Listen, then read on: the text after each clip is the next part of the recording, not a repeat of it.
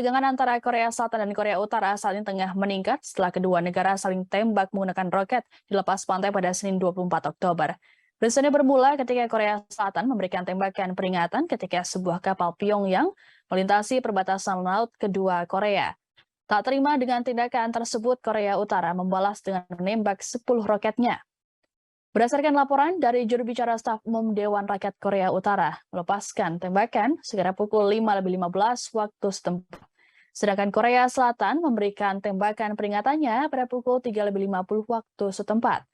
Di sisi lain, Kepala Staf Gabungan Korea Selatan melaporkan berhasil membuat kapal dagang Korea Utara kembali mundur dari garis batas utara atau NLL, batas laut de facto antara kedua Korea.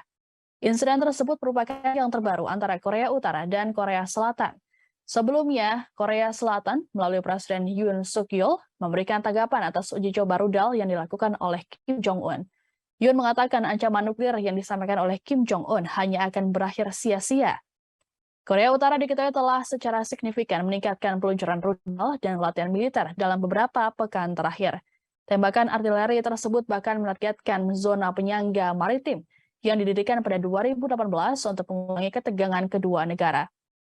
Total, ada sebanyak 250 peluru yang dilontarkan oleh Korea Utara dalam beberapa pekan terakhir. Kepala Staf Gabungan Korea Selatan menyebut penembakan rentetan artileri Korea Utara tersebut sebagai pelanggaran yang jelas terhadap perjanjian 2018.